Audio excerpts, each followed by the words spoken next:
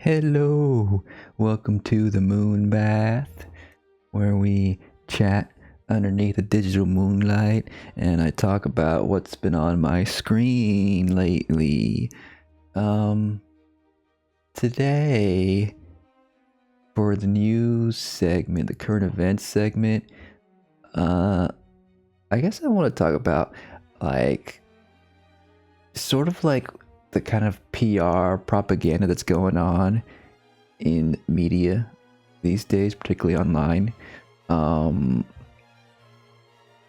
for example, the whole situation that's going on with Chaperone, and others celebrities, mostly Chaperone.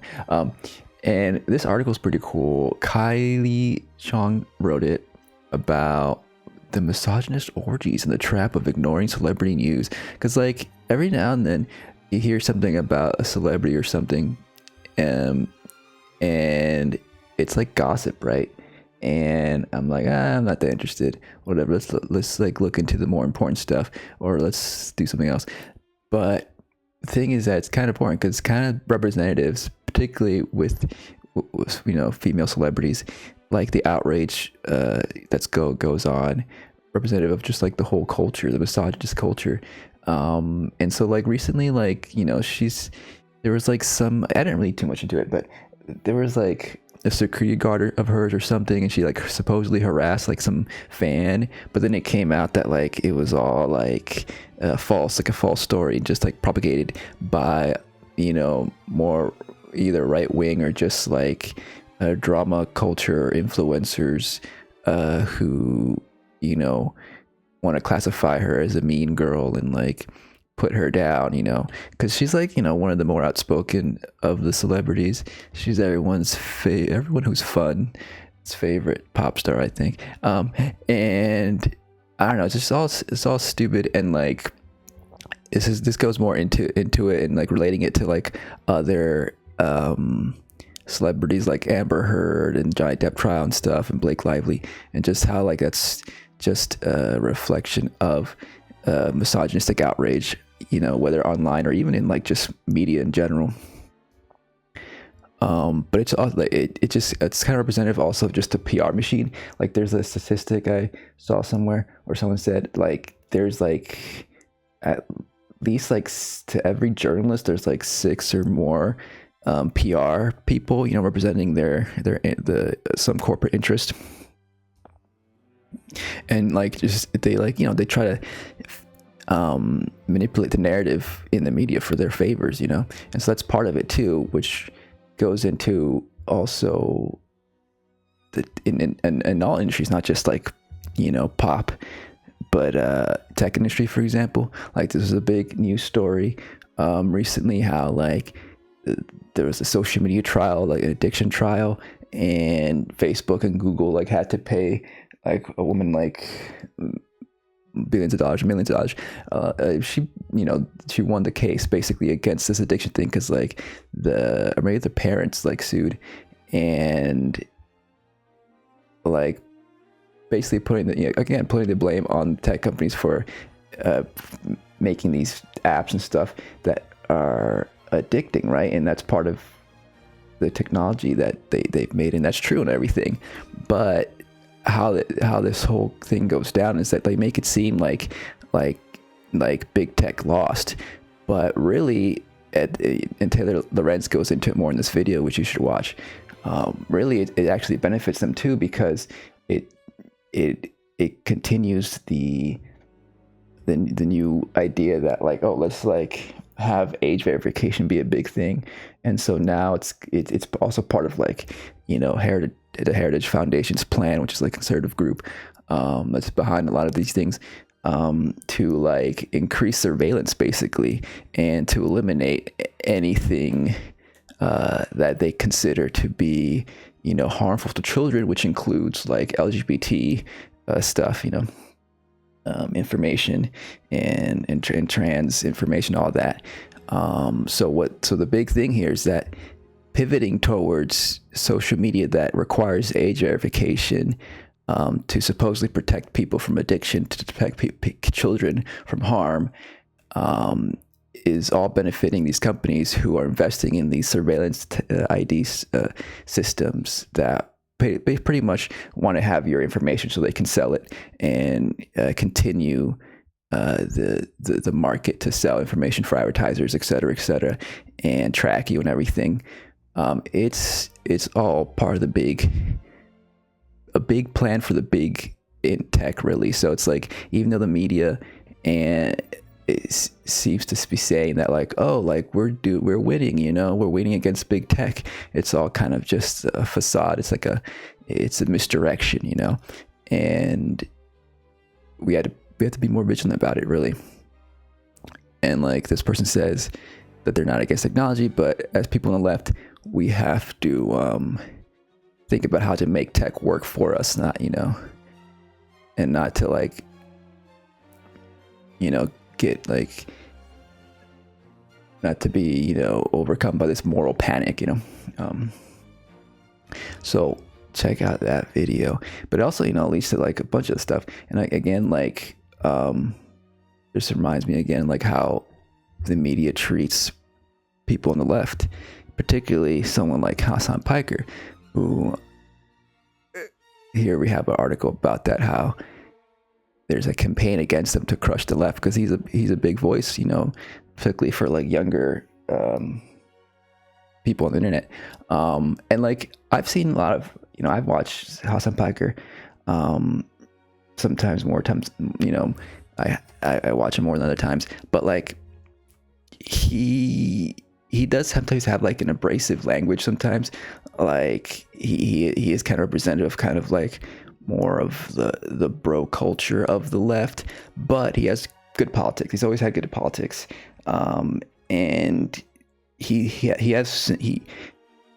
I feel like he has grown a lot, since his earlier days, and I think it's like just a big smear campaign. They're comparing him to like Nick Fuentes, which is like just a stupid comparison because Nick Fuentes is a literal Nazi, and so it's just part of a whole big campaign to like silence people who have influence, who are on the left, who are pro-Palestine and socialist, and so that's the thing. Like, you don't have to like completely always agree with his delivery. Like, he's like, sometimes he uses language that like is kind of off-putting. Like, he's like, sometimes he says like, suck my dick a lot, as a way to combat somebody.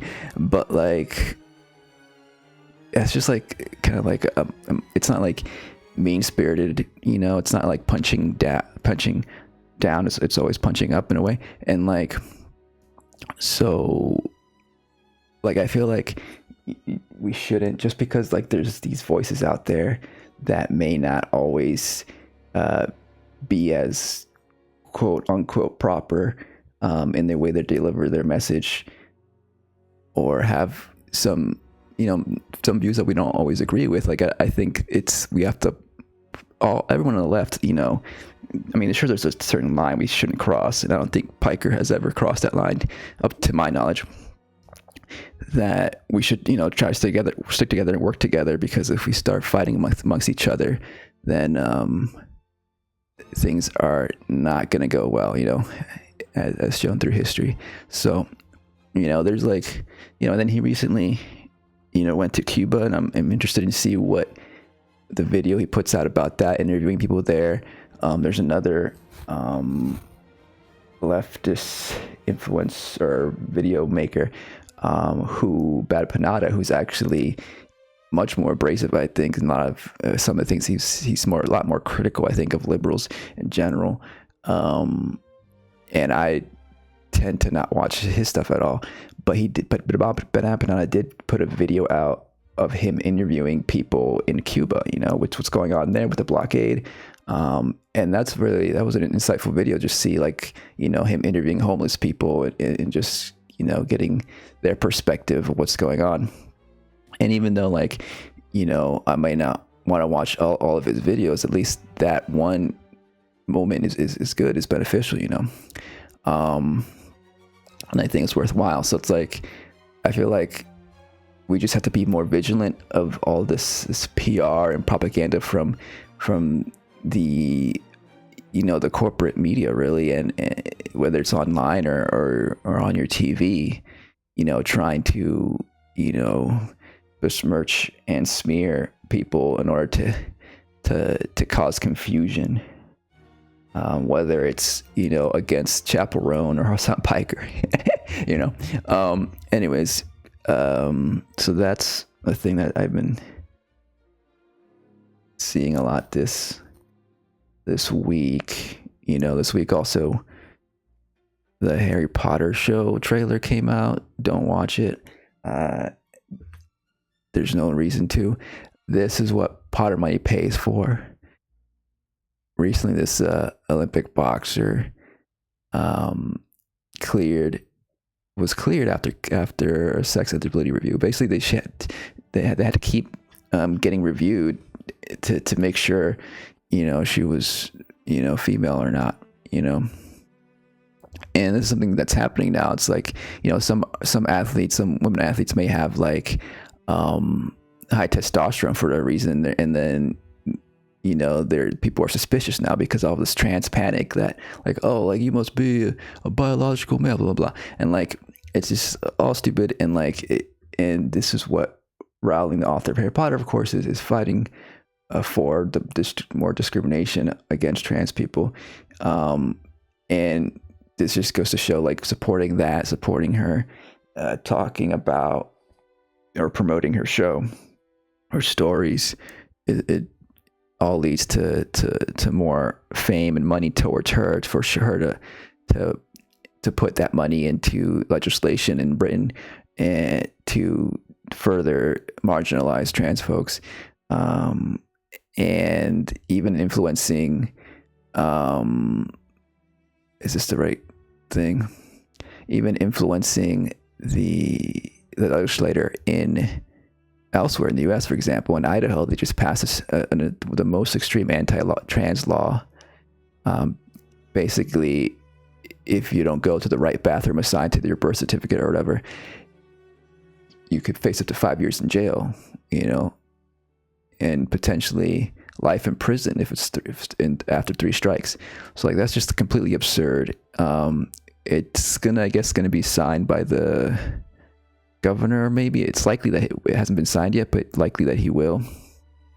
So all this stuff is going around along because that's just an extension of the toxic transphobic culture that Rowling participates in financially, and she has so much power. So that's another thing. Another more even like candidates like Gavin Newsom, who are Democrats, are also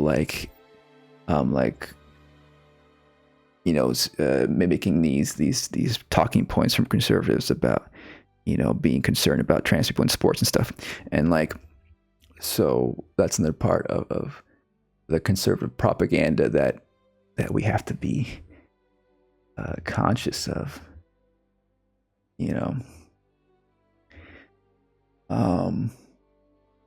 But on the good news of things, Choctaw Nation has purchased a warehouse in Oklahoma that ICE was trying to buy.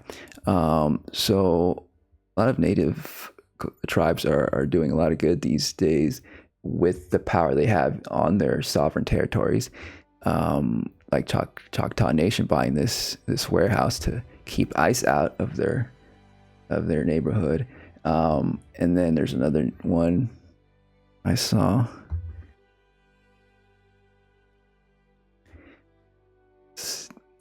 They're the first indigenous group to ban planet cooking data centers. So the Seminole Nation of Oklahoma voted to keep out any more data centers, which is pretty cool. These data centers are made particularly for AI stuff, that AI technologies and such, generative AI. And we've talked about that a lot, and I'm sure and like pretty much everyone's against it. Like, it's kind of interesting how like pretty much everyone is against AI now. like a large majority of people, and yet like its proliferation just goes to show how out of touch the elite capitalists are, of course, obviously, pushing this stuff on us, and again, representative of how there really isn't democracy functioning in the world right now. That's, for a long time that's been the case, down with the bourgeoisie, right? So at least there are people fighting back, we got that going for us for now. So those are the major things in the current events I wanted to bring up. Now it's time to talk about movies. Should we talk about movies? I think there was another thing I wanted to say. Oh, wait a second. There's a link that I forgot to talk about. Just like in terms of bringing down the bourgeoisie, I want to just offer this link here. If particularly you're looking for work, there's this cool workshop. I think it's an online workshop in April, but basically it's like an workers, union organizers who have this campaign you can sign up for, this workshop where it's training on like how to like start unionizing, and also how you could, if you're looking for work, find a job in a certain sector that requires more unions or isn't unionized, and then you can get a job there, and then you can start a union there with your workers there. And like that's a pretty cool idea. Like that's a cool thing. Like not just like unionize within the workplace you're already in, but what if we start training people who are, who are employed and like looking for work, and they can just in a way kind of infiltrate the workspace where they can to like spread unionization and start building that way, towards a more democratic, society where democracy can begin at in the workplace, because that's another thing that like why I feel like reframing socialism in a more democratic, with a more democratic definition, can be very appealing to people generally, because like if you believe in democracy, like shouldn't you believe that there should be democracy at work, in the workplace? So that's a pretty cool link you should check out if you're interested in spreading democracy and socialism in general. And there's other stuff too, these job fairs. Okay, so now that was just a link to get that going. Okay, now for the fun part. Let's get into what I've been watching these days.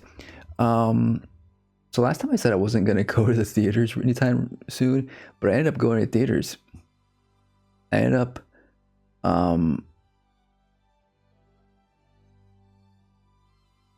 going to see Forbidden Fruits under an early screening. It was like impromptu kind of.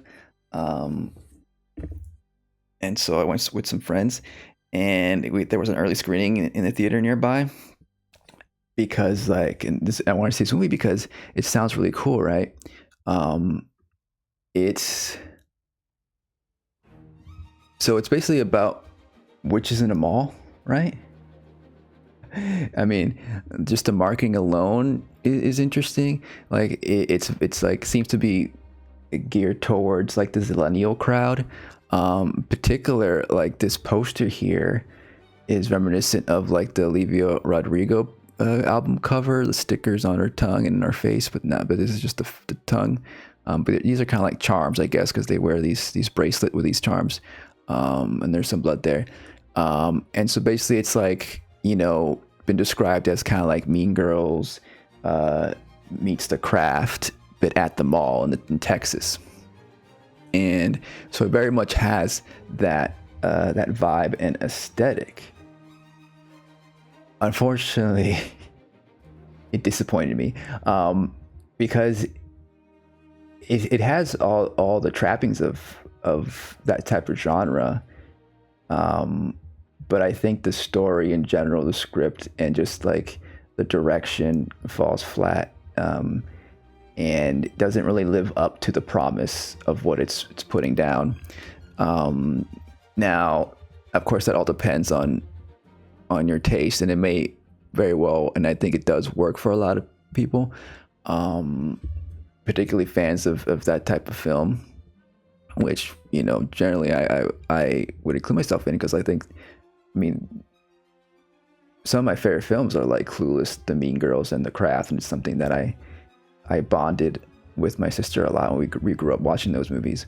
And so I wanted more of that. Like, I wanted more of the witchy stuff. I wanted more, so a little bit more insight onto a modern version of that, you know?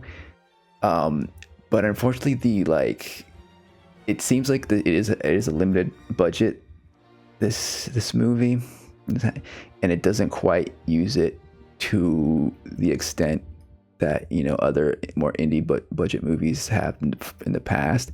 Like, it doesn't seem that interested in being, in exploring or experimenting with the form that much. It's more just it feels more derivative than innovative, right? Or bringing anything quite new to the genre, which feels at odds, especially because of it trying to appeal to a new generation. You know, it kind of feels a little bit stuck in the past. It is based on a play, so maybe I think it might have worked better with the heightened, overdramatic, you know, aspect or vibe of a play, but translated into this movie, I don't think the adaptation works so well, and it kind of shows just like the director is a new director, right? And so maybe with a little bit more experience, maybe and a couple more movies, I feel like the director could really find their own vision better, you know. But this just, I don't know, like it is produced by Diablo Cody, you know, who did Jennifer's Body, Juno, and so some of the dialogue is reminiscent of that, but it doesn't quite feel like, it's not as good as Diablo Cody. And some people don't like Diablo Cody's writing because she uses a lot of like made up slang and stuff that can be a little bit take people out of the story. But I think in general, Diablo Cody's writing works because I think she does have at least a good sense of just character progression and character building, and it works for the way that her stories work. I think Jennifer's Body is one of those good cult classics that is good to revisit. But this one, I feel like, tries to be that, but it just doesn't quite get there.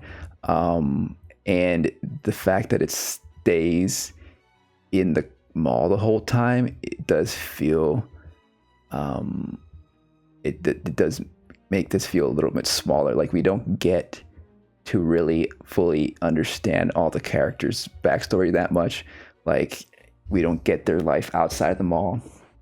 And I think maybe they were intending it to be like a satire of just the mean girl archetype, right? Of those characters. And so the point was to only show their lives at the mall, but I feel like that was just very, very limiting, and it wasn't campy enough to like really make it as engaging as I think it wanted to be. Like, they needed to really turn up the camp so much higher. And so some of the pacing and some of just the writing felt a little bit too just over long and not as as fun and campy as I would have wanted, right? And like it's like also kind of feels a little bit maybe leaning more towards referencing like millennial culture and stuff than Gen Z. So maybe it might even be a little bit less appealing to Gen Z actually. I don't know. Like they reference like Lizzie McGuire. Like is that a Gen Z thing? They there's a reference to there's a bunch of different references. Like Devil Wears Prada. But it's like maybe like younger millennial. And so like, you know, some of the characters are a little bland, but like definitely the lead mean girl, Lily Reinhardt, does a good job. And particularly there's like an ending monologue she has in a way that like kind of shows off her acting skills and might be her best moment, but it's like I feel like sometimes it feels a little forced, like she has to overcome the writing with her performance. So it's like they're doing their best, and it really depends on the performance if whether you buy what's going on.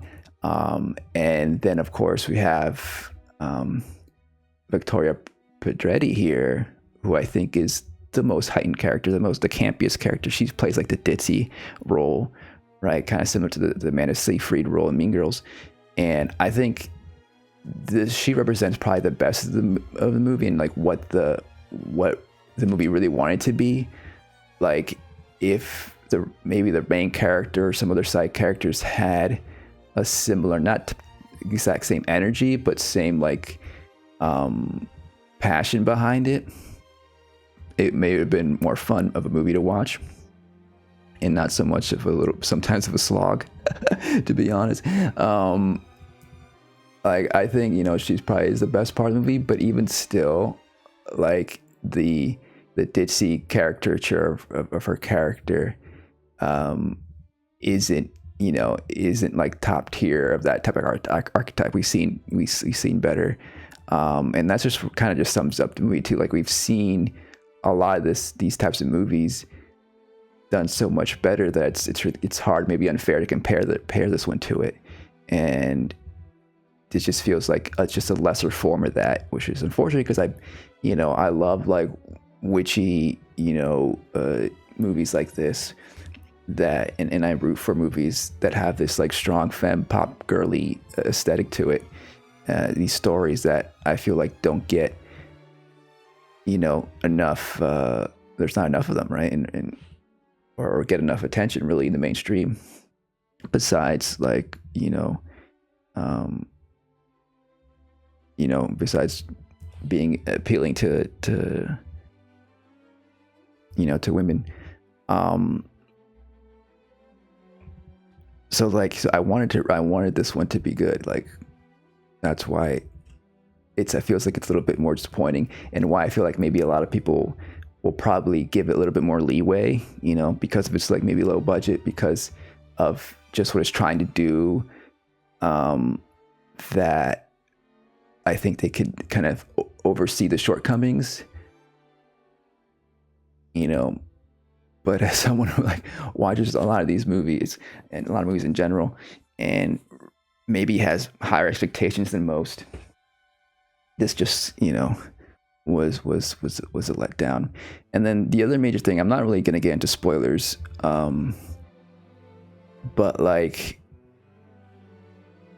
another major thing that like kind of just represents how this movie kind of plays more to maybe nostalgia than benefits the narrative or the story, is there's a certain character, basically it's like their manager at the store, that you don't see their face. It's like a tease, like we just hear her voice, and it's almost like a Charlie Brown thing. You don't see them, and like it's like built up throughout the movie, you know, kind of in the background, but it doesn't really deliver on it until after the finale, after the climax.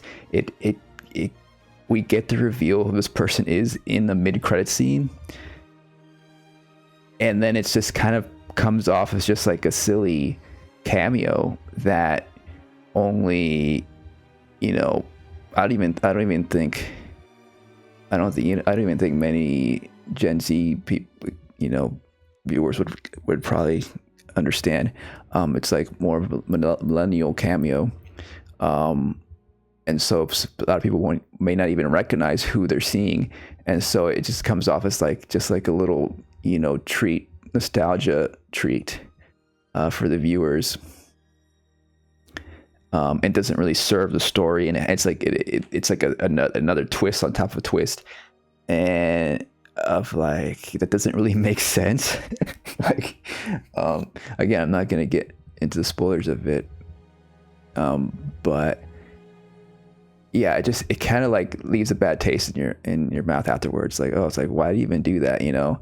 And in general, though, the ending was also not really satisfying. I think, like, you know, as it goes along, like, you know, there's a certain point where it gets a little bit more ridiculous and extreme and more horror, because really this is kind of billed as a horror comedy, but the horror doesn't really come until the end or the climax.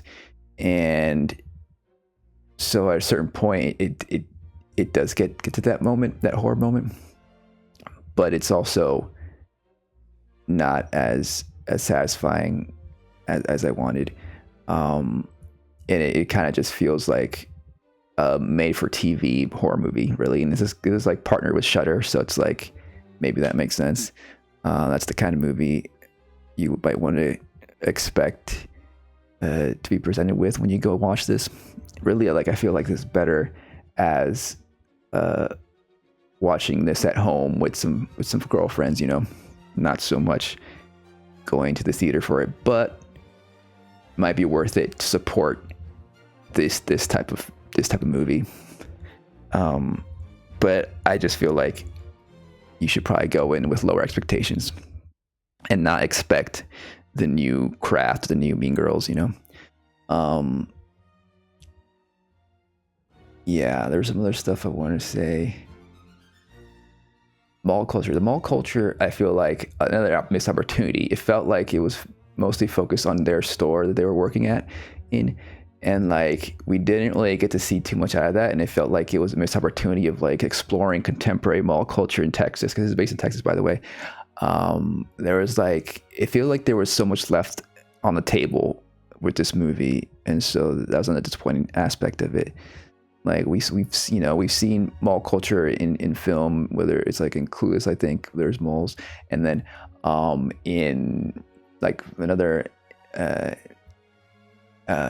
movie from that director, Fast Time at Ridgemont High, like that one had felt like it had more to the culture there. And again, you can probably say like, oh, it's just because of the limited budget, you know, but I feel like that's not always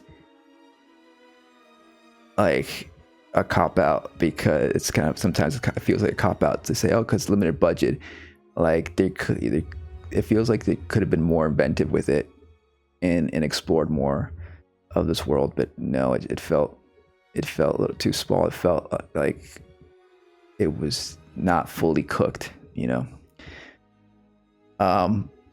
But I think, you know, again, millennial women, femme people will find a lot to love in this movie still, I think, if they can get past some of the mediocrity of it. So it's not a total loss. That's Forbidden Fruits. I think that's pretty much everything I had to say about that. Yeah, kind of like it was kind of like more like mediocre aesthetics over any real substance. It's maybe a little harsh. um, but I gotta be honest. I gotta be honest. Um, okay, so now there's a movie I watched earlier. This one is kind of similar. It's kind of more like what I wanted from a female focused movie in a way, and I know that some people may cringe at me saying this because I'm talking about a, a pink film. But hear me out, hear me out. So let's see, let me bring up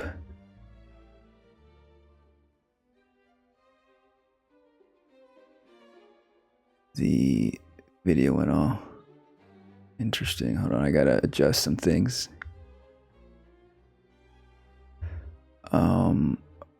Okay.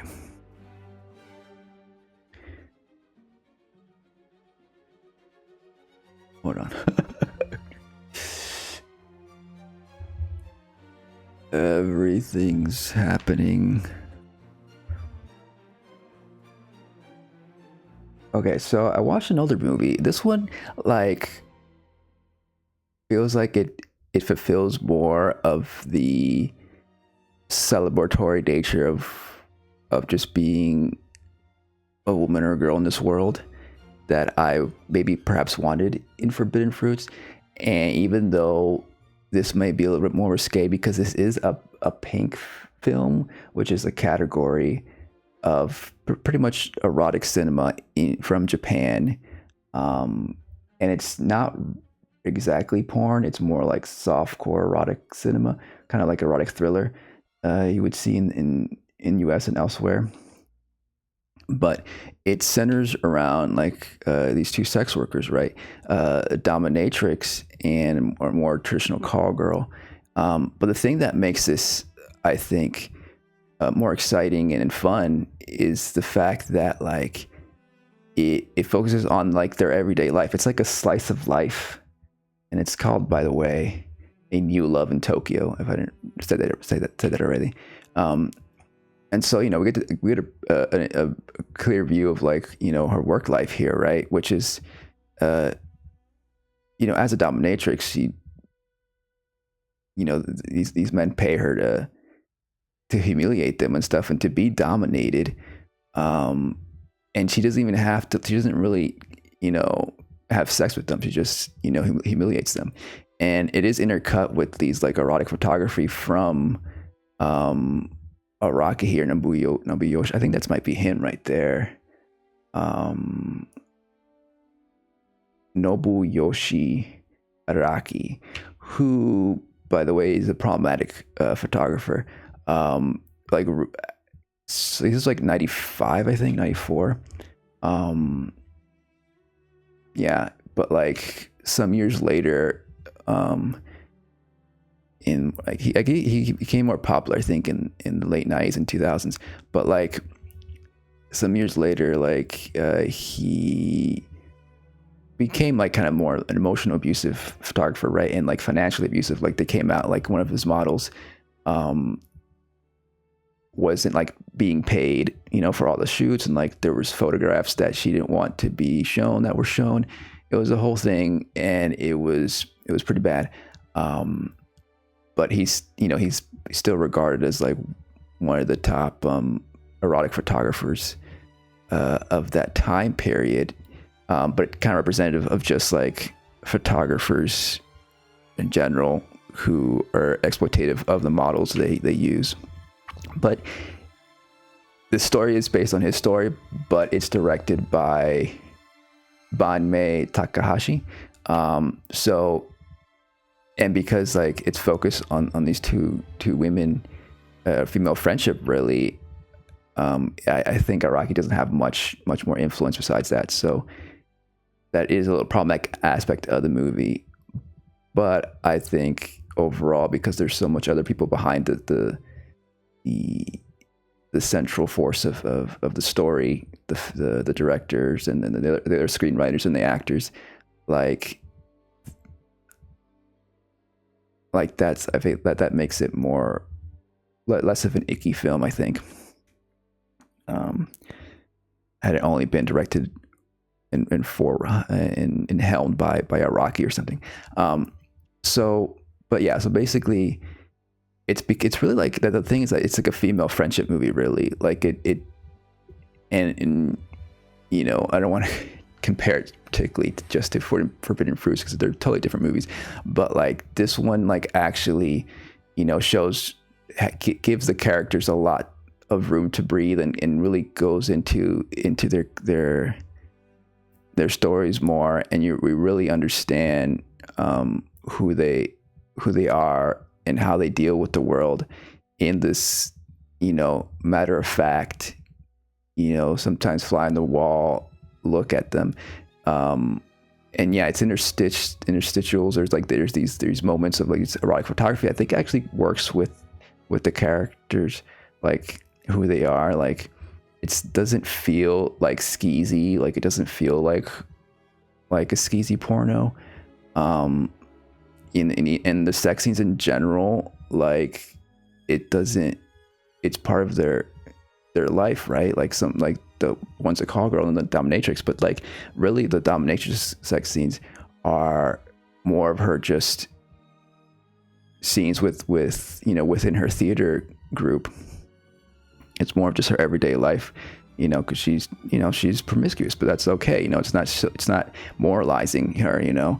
And then we get like scenes like this that shows that, you know, she's taking control and she feels empowered in these moments. And it doesn't necessarily go into analyzing what kink or being a dominatrix as a woman entails, represents in society, but it at least gives us,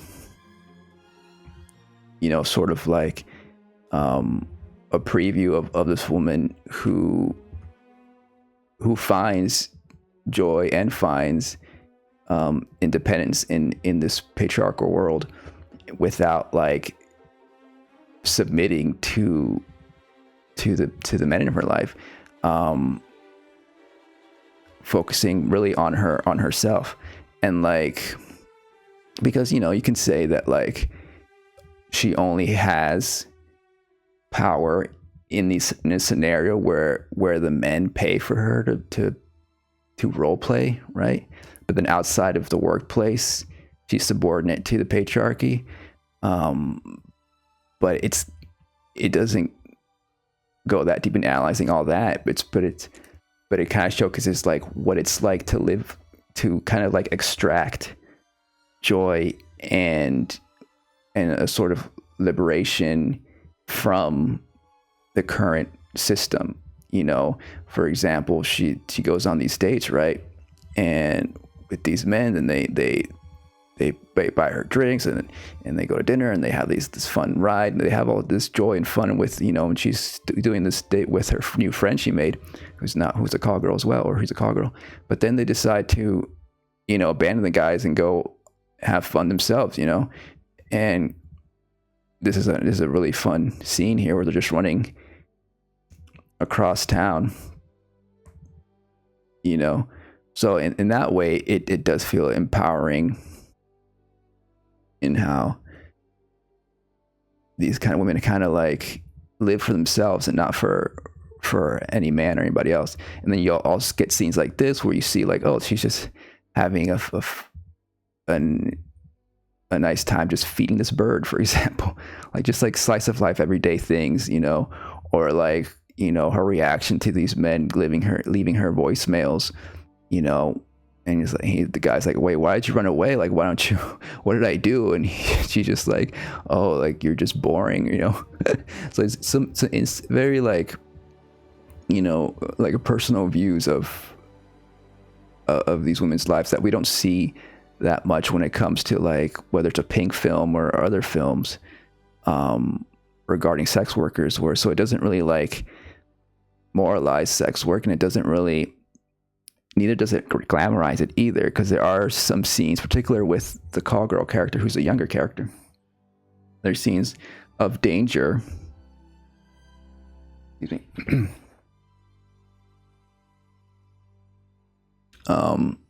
Where, you know, she gets I guess we might go into spoilers in a bit. There's scenes where like she's in danger, right? Or there's allusions to it. I think where I think she's maybe underage, but it's not clear because like later she says that like her friend says that she lies all the time. So it's not quite clear what her age is, but it could be, and maybe is that she's like high school character. Everyone doesn't really show her in school, so you know. And there's scene where like a client like says like, "Oh no, you should go back to your parents," and then she's like, wants to leave, but then he's like, "Oh no, you should just stay with me, and then after you're with me, then you can quit," you know. And like, so there's an element of that I think does at least represent the truth that like in these environments or in these workplaces, there are, you know, some, you know, young women who sometimes aren't, you know, of age, I guess. And so again, it doesn't really fully go too deep into that. It's just kind of like in the background. But I think it is, again, like depiction is not endorsement. And I think like it is important to not, again, glamorize the sex industry and showcase that like some of these things happen, you know. But it's not so dreary. That's the thing. It's not so dreary where it's like just shows exclusively the horrors, you know, of being a sex worker. I think maybe you might say focuses maybe too much more, or makes more so on the happy moments. But again, I feel like it's more like a showcase of these people finding the joy, and also including other working class people. This whole scenario here, another big aspect in the movie is that this character, dominatrix character, you know, she also acts. She wants to be an actress, right? So she goes to this theater. She's part of this theater group who put on a play, right? And so that's a big aspect of the movie. So it's which showcases like these other characters, like this guy, showcasing, you know, their life outside of that too, like them working these working class jobs, whether it's a security guard, this this video clerk guy, or this construction guy, like they're all, you know, they're rehearsing in their heads their lines and everything. So again, part of the slice of life aspect of this movie, where it's, you know, this is not just about like, you know, sex and the racism of these sex workers. It's also just about, that's just one of the jobs they have. It's just like another job compared to like these other people, you know, these other guys mostly, right? And so it kind of like again showcases, you know, just an unglamorized look of just, you know, people going about and finding trying to, you know, live their everyday lives and, you know, find some joy and happiness here and there, you know. And the two main characters happen to be, you know, sex workers. You know, we also get this we also get this other female character who I guess does get, this is the danger sequence. We're getting close to more spoilery stuff, but you know, we get a little bit of a view too of some other characters, not like she's like this, more like the secretary of the call girl service. We get more of her as well, so it's not just focused on the two thin young characters, you know. Well, they're all like probably 20 somethings at least, if she's not, you know, she may be like 17 or something. But like, again, it's like not really about that. Also, it's more, they're kind of just representative of just like young 20 somethings really. But this movie like is one of the movies that's, it's probably like, I imagine, hard to find. I don't know how easy it is to procure. You know, you might have to download it somewhere, and find subtitles and everything. So I don't think it's something that is ever gonna get super like popular in a cult classic way, but I feel like it kind of deserves that in a way, like, and also because it's Japanese, it might just be a Japanese audience film.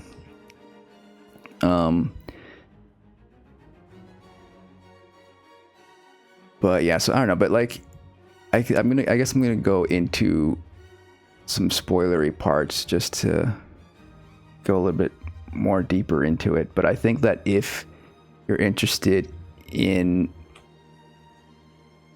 a female friendship movie that is kind of like a slice of life of Japan in this time period, the 90s, that also, like, another thing I want to mention too is that, like, with the non-glamorizing of it all, like, there's a scene I think is pretty funny. There's a lot of humor in it too. There's like, it's a funny movie. Like, there's a scene where like this character reveals that she has an STD to her theater group, and like it's just a funny little scene that's like kind of just matter of fact way of showing it, and like she just does a funny little dance, a cute little dance, and like that's another thing. Like, it doesn't shy away from that, you know. Like, maybe other, you know, erotic films would be so focused on the sexiness of it all, they don't talk about or even allude to the fact of neuro disease, you know. But this is kind of just, again, like, is not shy about it and showcases the good and the bad and everything of this world. And then it's kind of also about like the theater troupe kind of like, you know, kind of in a heartwarming way, join together and be like, oh, I guess we should go get ourselves checked out together. It's not as scary if we all go together. So there's like these cute moments like that really kind of endear you to all these characters. That is kind of surprising, particularly for this genre, I think, of film. But yeah. So if you can find it, you know, as long as you're okay with some of the darker elements with when it comes to, you know, being a call girl, and such like that, I think you'll, or even some, just in general, if you're okay with some of the sexy scenes, because it is a pink film, then I think you'll find a lot to like about this movie. It's surprisingly hopeful too at the end, and heartwarming. So let's get into a little bit of spoilers. Yeah, I feel like I might have to go to like a lot of maybe disclaimers because of the type of film this is, and I feel like a lot of people are just gonna get turned off because of that, because of the genre.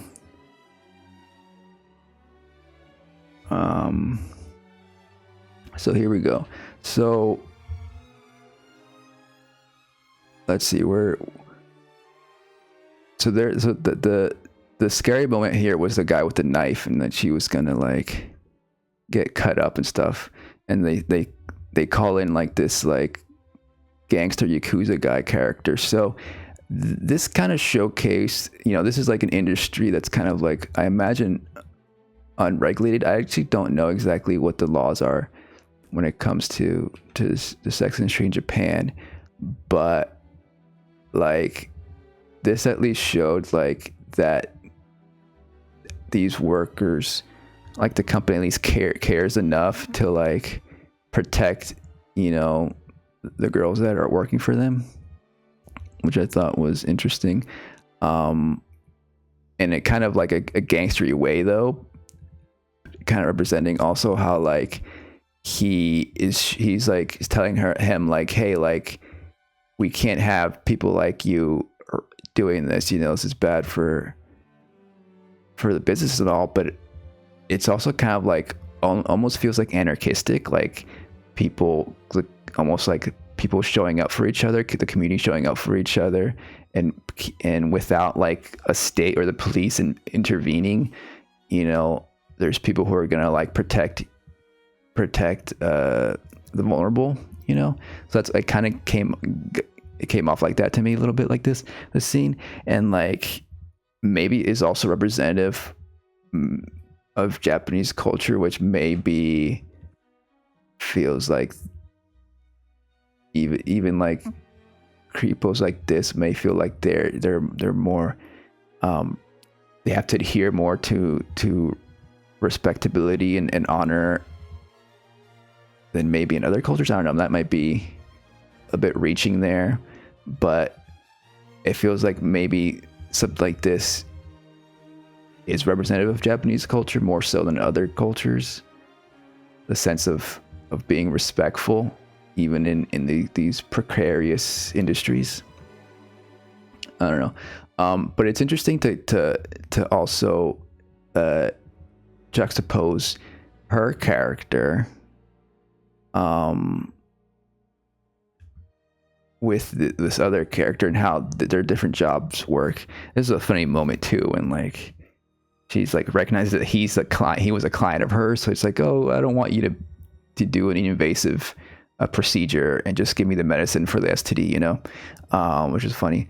Again, this is the funniest scene I was talked about, where she reveals that she has an STD, and like, of course, like, again, like she's like having, you know, sex with her theater group here, because that's just, you know, her promiscuous personality, and it doesn't really shame her for it, so it's not slut shaming, but this is like how, you know, she had sex with these with her theater friends, but not with her clients, which is interesting, right? Like they suspect that she does, but she's like, no, she actually doesn't, you know, she just teases and you know, the clients may ejaculate or something, but they don't exchange any fluids with each other. They don't there's no like actual sex between her and her clients. She's just a dominatrix. So that's an interesting aspect of that. So again, like I think like the sex scenes, you know, feel less like gazy or glamorized, because it's more like just showcasing, you know, her everyday, like just casual sex life versus a heightened, you know, sex life within her work. You know, you would seem, you know, her work is more about power, you know, versus sex.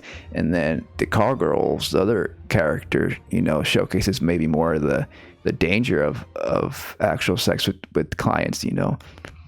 So that's like an interesting juxtaposition. And again, this is the cute moment where they're like, you know, if we do this together, it'll be less scary. It's just like cute moments here, and they're laughing there. They go get themselves checked out.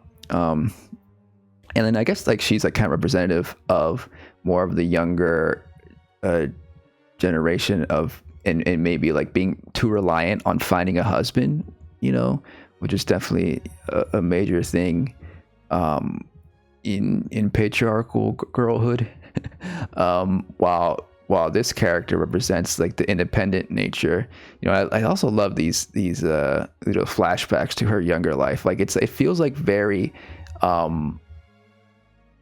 much more avant-garde, you know, than you would suspect from this type of movie.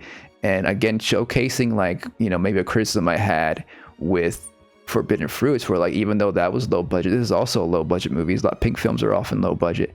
Like there was so much more inventiveness, you know, like she reaches out, she puts honey in her honey in her finger to get a little bee, you know, just opposed with her photography here. It's like beautiful photography in general, and like just goes to show like just the inventiveness and the just the more interesting, engaging, you know, visually the aesthetics, the framing, the direction of the movie versus something like Forbidden Fruits that was also low budget. Which low budget, by the way, also had Forbidden Fruits also had a sex scene in it that was okay. But of course, this is more like pivotal to the setting of this story. And so, you know, there's this brilliant moment here of her like humiliating this client who was overzealous, who thinks that, oh, he is the first time here, and she puts him in her place again, also kind of representing her, you know, having the opportunity here in her work to being the dominant sex, really, within the confines of her work, you know, that she kind of brings out as well to her outside world, not just here, you know, as we see how she abandons her dates and stuff. Like it's interesting to see then, and then also just comparing her work life with her friends who's at a more traditional call center. This one is interesting because it looks like it's just three girls here, and like the boss is also a dominatrix. So this kind of, you know, since she's like more of the independence, the symbolizing the more independent, more advanced form of, I guess, a more liberated sex worker compared to the younger character. Like, it's also represented in how the work environment is structured here without having a male boss. The other one, it seemed like there was like some male bosses in the room. You know, sometimes there's one scene of this guy like taking money out of the till, like without really doing much work, right? And while all the women are doing the work, and he's like just supposedly managing them or whatever. It wasn't quite clear whether that was like an actual, I guess it was like a pimp, but like it didn't focus too much on him. But this one, in her business, it's just, you know, it's just these three, and like seems to be a better working environment, right? Of course, it's still hierarchical. You know, we have her kind of being, I guess, the madam, even though she's also participating in the work as well. She's at least also, you know, a worker. So ideally, of course, you know, this movie doesn't really contemplate that, but ideally you would have a more collaborative, you know, cooperative business, right, where they are all their own bosses. You know, they're not really, or they're all collaborating for the success of the business, and not having one at the top, you know.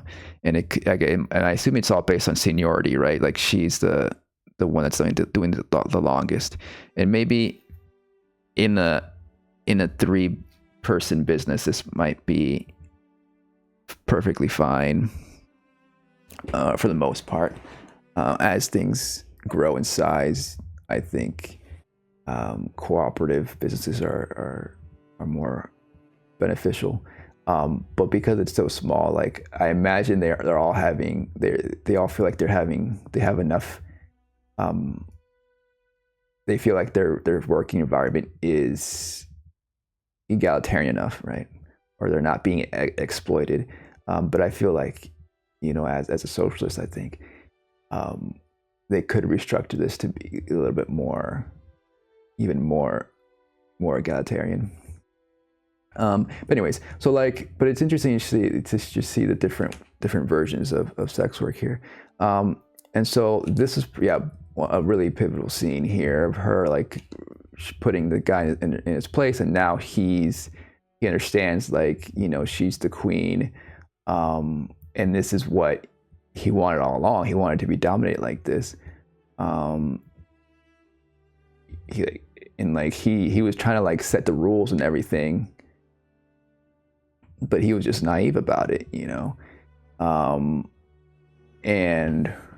it's an interesting thing. Like, you could I'm sure fully much more analyze what this all represents. Again, that I've spoke of a little bit, just representing the power dynamics in the workplace as a dominatrix versus in reality, which is outside the workplace.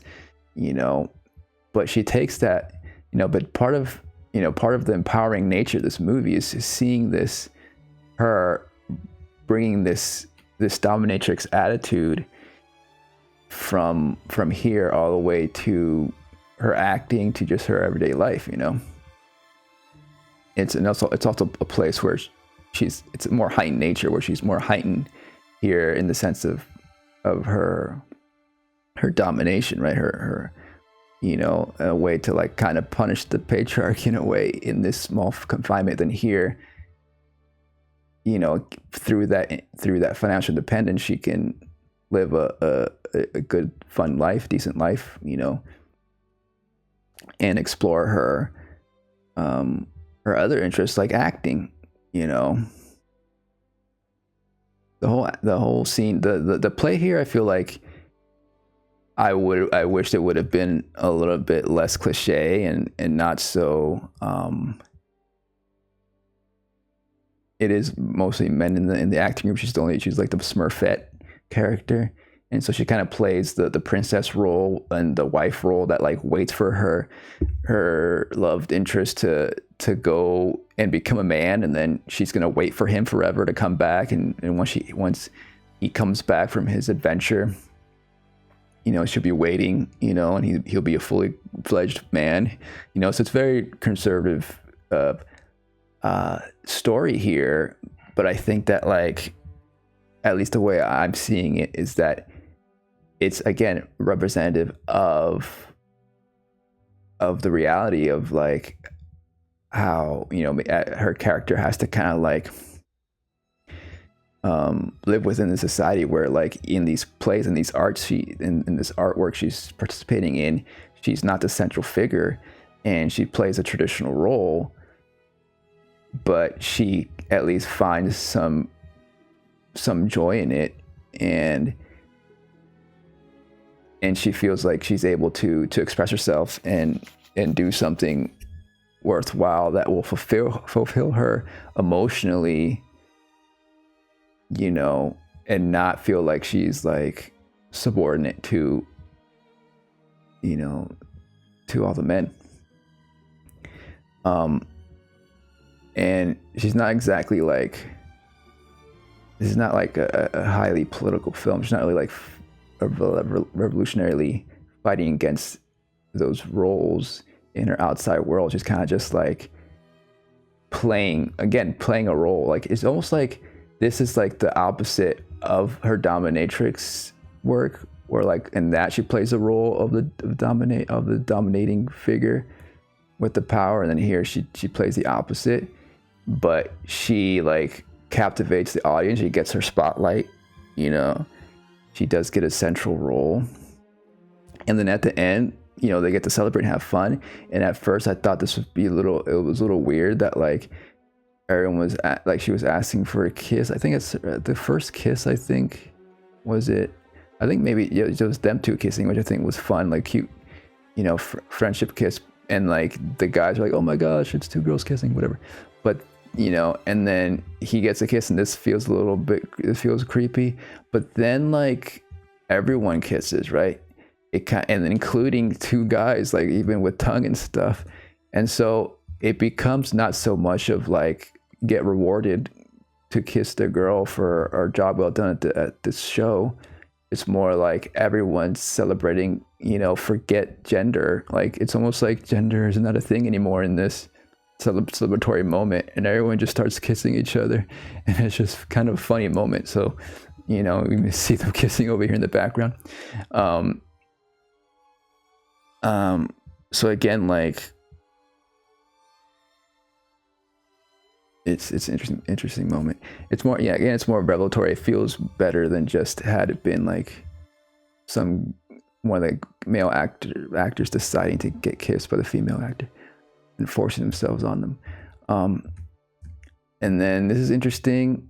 this is a client. He's kind of like the benefactor. He's like, helps with this funding this theater company. And he's also like is interested in gets aroused by being submissive. Of course, he's a bottom, and so like he's kind of wants this kiss from her,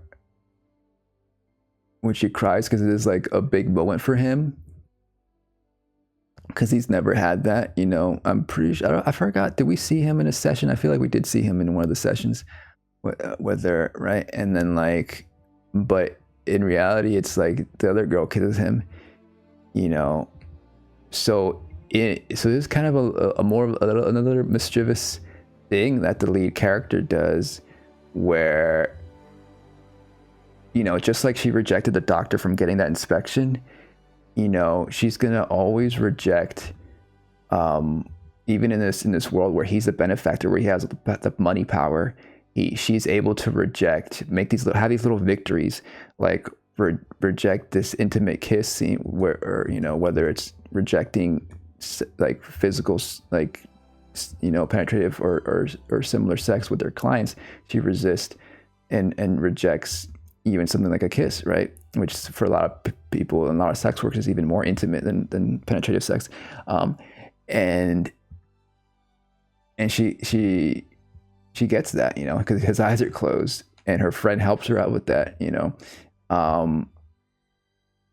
and so she kind of she's always, that's the thing about this movie, like, she's always feels like she comes out on top, and we get these fun little celebratory moments. They're just singing, they're karaoke while everyone's just having fun and celebrating, blowing condom bubbles, balloons. Again, we get these little kisses. She's drawing kisses, like lipsticks on their underwear. So it at the end of the day, like, this is just a feel good movie. I think exemplified in this other moment where they again take these guys on a date and then have this wacky like adventure where they're driving on two wheels here. And at this point, like, this wackiness, like, it's almost like the film was building up to this moment. It just feels like perfect to this moment here. And in another movie, like, it would have finished at the play. Like, we would have had like the moment them just singing karaoke would have been the end of it. But this extends it further. Like, no, let's have a little bit more fun. And that's another thing that I liked about it. It's like it kind of keeps going. It's like, oh, let's just have more fun. And then they like tease them about, oh, we have a dominatrix or whatever, like, they're like, oh, they're excited about this, some kinky play at the beach or something. But then like they bury them. It's like, yep, this is the kink here. You get buried and blindfolded while they go skinny dipping in the ocean, which is another just moment of just like mermaid like freedom for them, and they kind of just refuse to be ogled by in the way too, but from those guys. Like, they're just like, they're doing it for themselves and not doing it for anybody but themselves. And that's just, and it ends with like her still kind of like in this moment, this character still like in the moment of like perhaps like waiting to get married with a well-to-do husband figure who's like either a doctor or a lawyer. But like with her experience with the other main character, it kind of like makes me feel like this is just like she's gonna kind of maybe try to find her own independence, and maybe even if she gets married, she's gonna not be the traditional wife figure, and maybe still get inspired by the more free-spirited this character. I'm forgetting their names.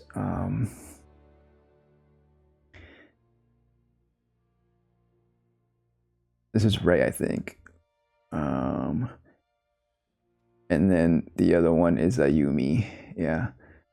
So yeah, and then it ends with her just like Ray, like a happy moment of her just looking out into a brand new day, you know. And we get like also like this footage of like her childhood,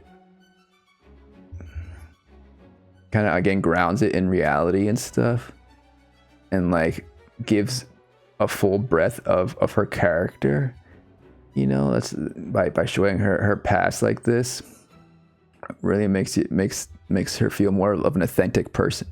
So I don't know, like I know again, like I feel like a lot of people are gonna really like maybe look down this movie because of the genre. But I think like particularly maybe people who work in the sex industry will probably find a lot of fun and joy and representation here in this movie, you know, particularly women in the sex industry, I imagine. That is missing in another films and TV, and even even stuff like something like The Girlfriend Experience. There was a TV show, there's the movie that felt like more of a, I just felt more dreary and depressing, right? And that was kind of a fly off the wall sometimes. But this is a little bit more exciting and hopeful and celebratory. You know, it's more of a feel good version of that experience. So it's something that like I would, you know, I think more people would want to like rewatch, you know, and is deserving perhaps more of a cult status type of movie than others. So yeah, that's what I thought about In You Live in Tokyo. I know that was a lot, but I feel like movies like that, like no one really talks about because it's risque, and I might as well have some sort of longer form analysis of it on YouTube here, if no one else is gonna do it. In You Love in Tokyo. All right. There's still more I was gonna talk about. Let's see. Should we talk about War and Peace? Okay, I'm gonna briefly talk about War and Peace. So, you know me, I like a variety of stuff. But recently I've been trying to rewatch or trying to like get into more old literature, classic literature, right? And so the other week I watched Anna Karenina. So I'm kind of in a Tolstoy mood as well to like watch more of his stuff. You know, I mean, I may end up reading some of his books, but because as I mentioned before, like I have so much on my reading list that I feel like I want to kind of see some adaptations before I decide to read some of this classic stuff. Let's see. Why is this not playing? Hold on, I'm trying to get this video to play.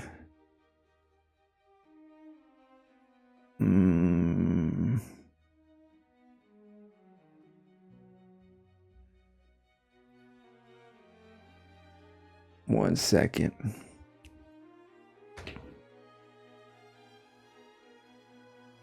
Oh my gosh. That's so weird. I had it playing earlier. Oh, I think I clicked on the wrong one. Okay, sorry. Technical difficulties. 1 second. Okay. So, I guess I could kind of bring up the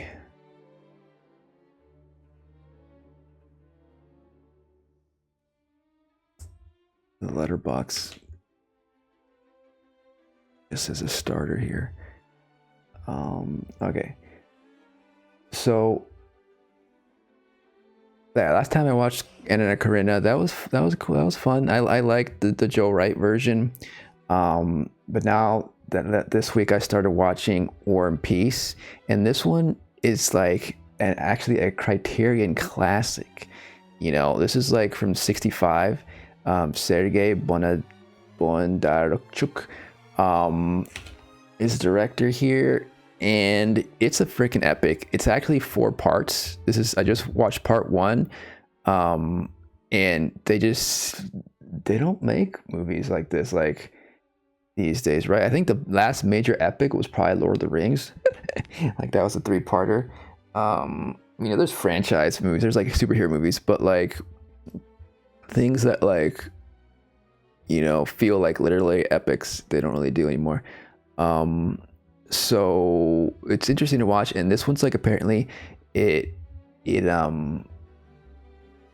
involved like the Soviet Union's army, like they enlisted the army to take part in making a lot of these war shots and scenes and stuff. Now this is like a teeny weeny little screen here. Hold on a second. Hold on. So yeah, so yeah, it's basically, you know, the story of like Russia in like the early 19th century, right? Of War and Peace. Like, you know, Napoleon is invading different areas and they're trying to defend themselves. And so it's a story of these like this high society, you know, and how they deal with the war and stuff. And it's just beautifully shot, beautifully told. I watched this along with the BBC version. There's like a BBC adaptation of this. And I like, you know, like last time I compared this, the Joe Wright and the Karenina, which is another Tolstoy adaptation, with the Soviet version, and I actually preferred the Joe Wright one, which is a little more colorful and fun and campy and melodramatic. But this is the opposite. Like the Soviet Russian version is on another level, on another tier. Like this is just like what cinema is all about. Like, just like, you know, just the general filmmaking feels like a grand piece of art. And it really like, it also like just the, even the opening feels a little like an art film almost. Like it opens almost like with the beginning of the universe. Like it's interesting. Like it's like a painting. The whole movie kind of feels like a painting, you know, just visually. But it starts with this like green splatter. And then it's like the beginning of plants and stuff.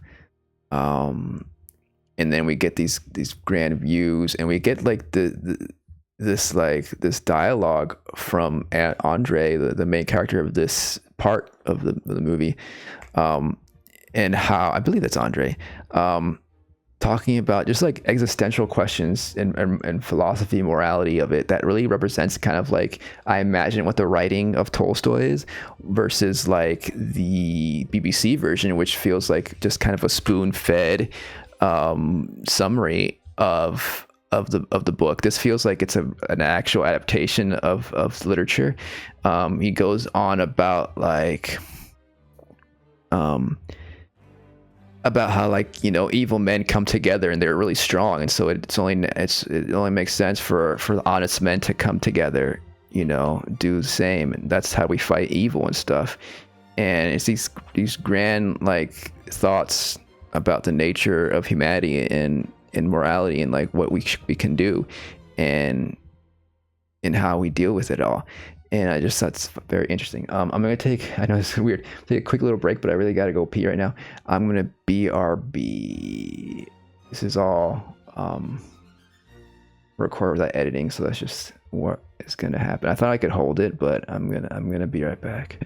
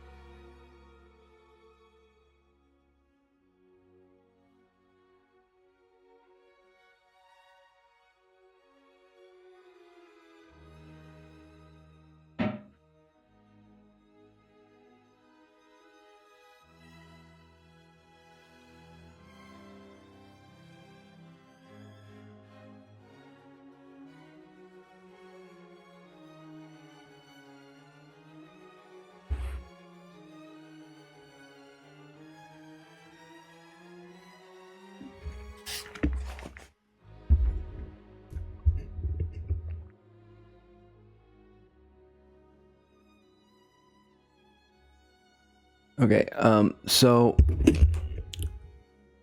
yeah, like we get it, it's just like it's just a better adaptation overall. Like this one, like it's funny because it kind of reminds me of just what a lot of TV is these days, especially with the Netflix, where like it kind of, for example, like these characters like repeat certain things in order for like the audience to understand what's going on, or like they like name a character, like they name their full name when they meet them or something, just so you can like, so the audience can know who they are, because there's so many different characters, right? It's a period piece, it could get confusing, and so it's like, again, it's like kind of like this like easy to digest version of the story that comes off as just like kind of belittling to its audience, and then just kind of ruins some of the gravitas of it all, and just kind of brings about how fabricated everything is. And but it is interesting to see some of the differences. Like Paul Dano's character plays Pierre, and he like espouses more of his views, and he's more outspoken, more idealist type of character here. He talks about how he's pro Napoleon right at this point, and he needs, and there needs to be a revolution, against the aristocracy and stuff. And so interesting to see that, but it's also this BBC version is also a little sexier. Like it's like shows a little bit more of the debauchery that goes on, and so I'm not quite sure, because I get have read the book, so I don't know to what extent is shown that stuff is shown in the book or not. But a lot of it sometimes seems like just like a representation of how of the time period it was made, right? This is made in 2012, I believe, versus the original was 1966-ish. And so yeah, like, but this, like, like the transition like this, like you don't see this in the BBC version.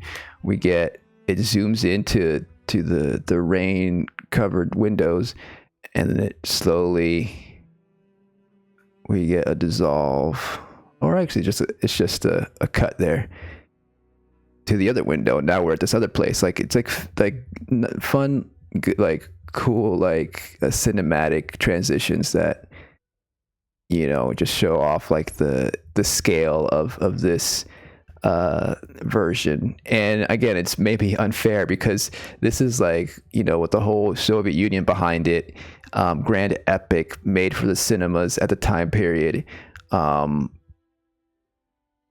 with you know, with a renowned director, I believe at the time, versus a made for TV series, you know. So it is very, it's completely different scales. But we get a scene like this in this version where this guy's like drinking at the edge of the window here, about to fall and stuff. We get moments like this that I feel like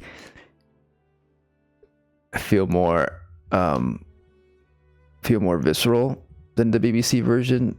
You know, you do feel the danger here. It did feel like anything could have happened here. He could have slipped or something.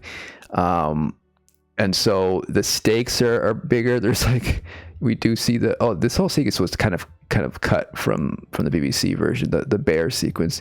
Like I don't think we should be using bears in cinema, but this was the 60s. Like I felt bad for the bear, right? He's chained up, which is kind of funny because in the BBC version, Natasha actually complains about that. It's like when she was told the story, she was like, "Oh, I feel bad for the bear. I hope the bear is all right." And that's kind of how I was feeling. I'm a little bit of a Natasha, I guess. No, that's the other movie. And so, yeah. Interesting stuff. They do change about they simplify some things in the BBC version. This character gets a more central role in the BBC version. But yeah, I probably will talk more about this once I get through it all, because I'm gonna try to watch like at least each part, one part a week. So it's gonna be 4 weeks to watch all of them. But yeah, just like the scale of this is just tremendous. Like these are all real people. You know, you don't get this, of course, in the BBC, and then even today, like you would probably get CG version of this. You know, so I don't even know if like, I mean, it would be possible if there was more investment in the arts, like any government or even the US or anybody could do something like this, and I think it would be a better use of money to use, instead of using the military to invade and to grow the American empire. They can use the military instead to work on historical pieces like this. You know, or even just, you know, fantasy, whatever, sci-fi. Like imagine if like the military was just was there for defense, purely for defense, and instead of using the military, you know, for imperialist expansion and genocide and all that, like what if nations could just use them for film instead? And like, you know, remind the public of like the atrocities of war, you know? Like that's a better use of the funds. Of course, those funds could be better used for, first off, for social services like healthcare and housing. Anyway, so this is very, very good movie. It's like, you know, there's some dated elements to it. It is based on a book from the 1800s. But like they did seem to age up Natasha's character. I don't know, because she's like a girl here. I don't know. I imagine she plays a bigger role in the next parts of the story. But I imagine she's ages up, and so I feel like they could have done it where like maybe what they did with House of the Dragon, where they cast two actors, even an actor that like is not, is still like in her 20s but looks younger for the younger Natasha. But in the BBC version, Lee James, I think, she kind of looks like she's too old for the part here. But they're gonna continue having the same character when I think she becomes. Does she become queen or something? Again, I don't know. I'm gonna have to come back to this once I go further in. But it does, it does kind of make sense, especially with like the kissing scene where she kisses that other guy. I understand why they want to cast an adult character, but besides that, like the coloring, all this stuff, cinematography, the existential nature of it, because we're going to get into spoilers here a little bit, and I'm going to probably wrap up soon too.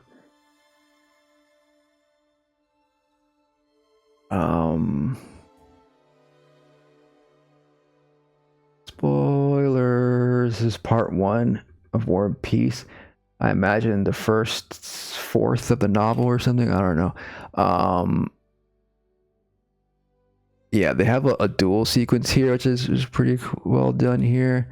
Again, like this character Pierre, like we don't get to know too much of his thoughts or really politics, but I think like I imagine we'll see more of it later on.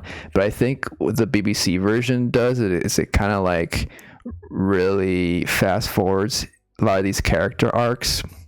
Also, it adds like this kind of incestuous plot with the brother character, and then the character that marries Pierre. Like, I don't know if that's present in the novel.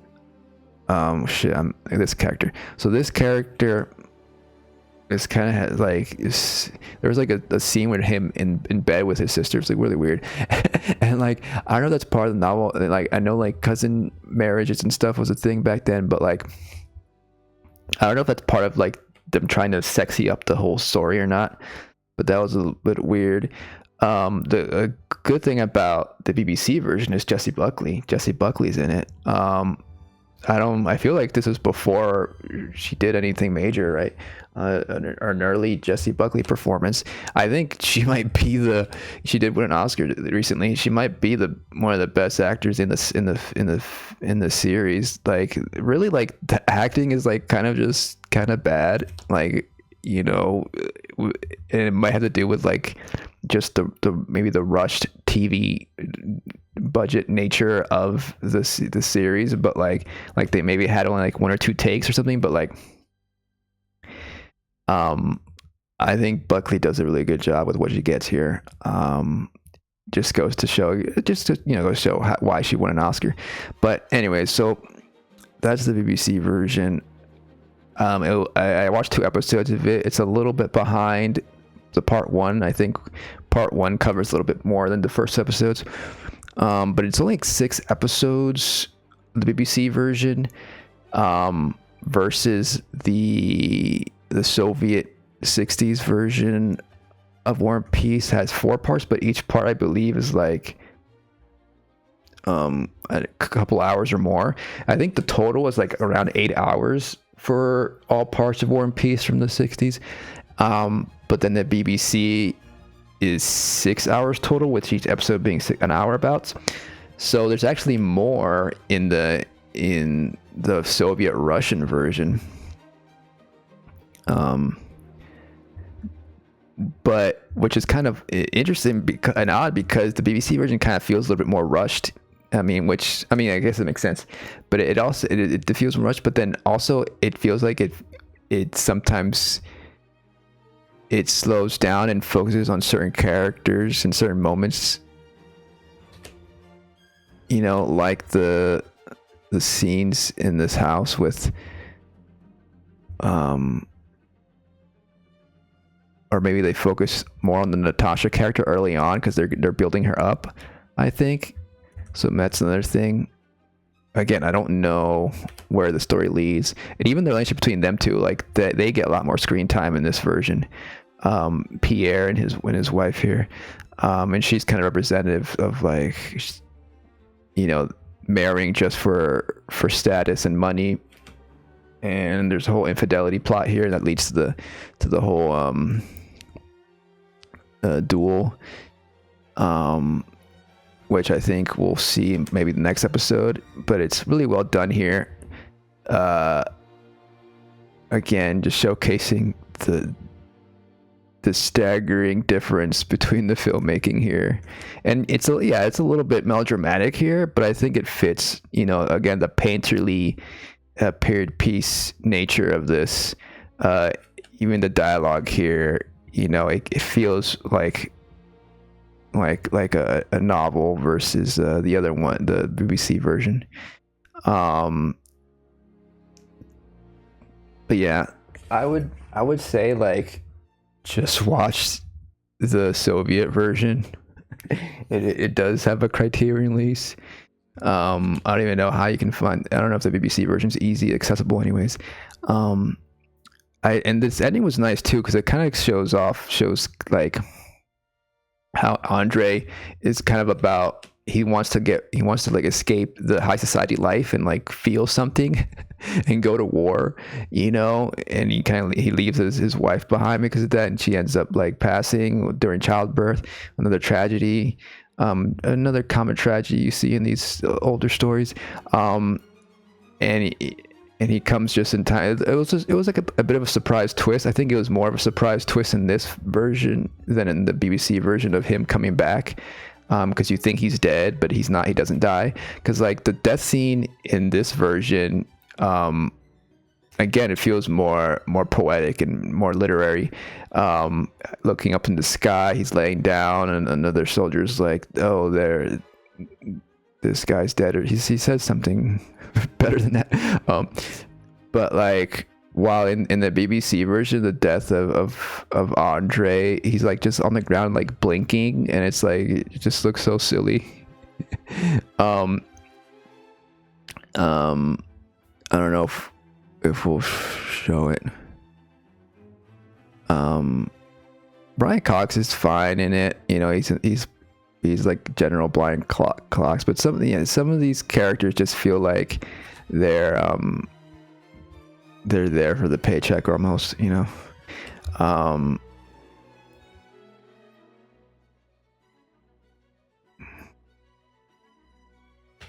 he's Andre's just here on the ground, and he does have a similar thing where he says he looks up to the sky, but right there. But did you even notice that he's blinking his eyes and looking around and just walk away? It just feels not as good compared to the masterpiece of this one over here.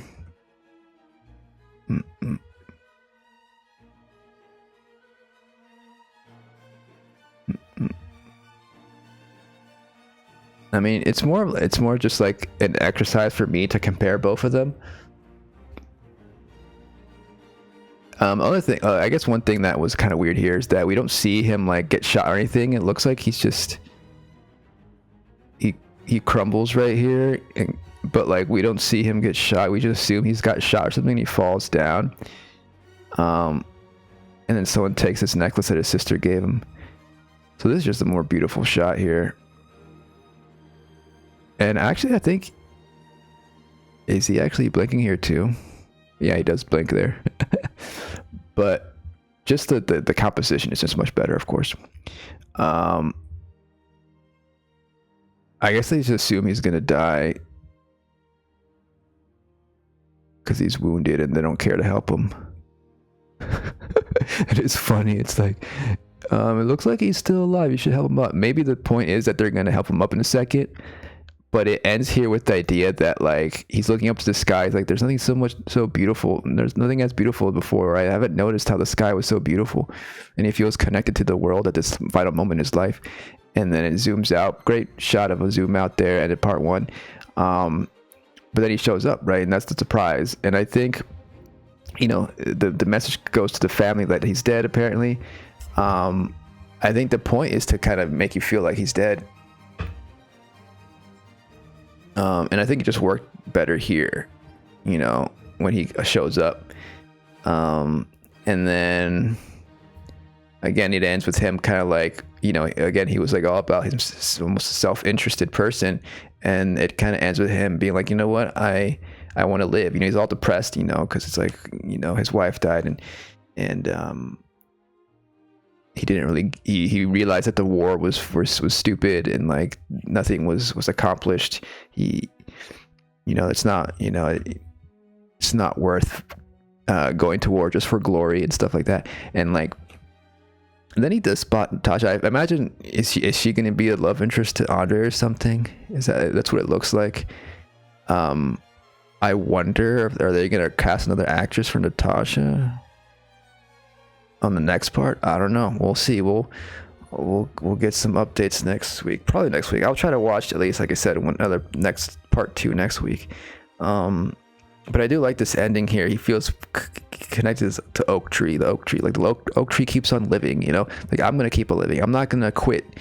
You know, I'm going to make something of my life, and I'm going to connect with the community and everybody else. And like, you know, instead of, you know, living for myself, I'm going to live for my loved ones as well. So that was a hopeful ending. And so it could kind of maybe indicate that this could be a roller coaster of a story. Moments of hopefulness, you might say peace, and moments of war. War and peace. So maybe next part will be more depressing ending. I don't know, we'll see. But I don't know, I thought that was interesting to check back on that classical story, and then comparing it to the lesser modern BBC version. But that is what I've been watching. Lots been going on. Let me know what you've been watching. What did you think? Have you seen any of these movies? Let me know. Until then, I gotta go. I'll see you next time. Bye bye.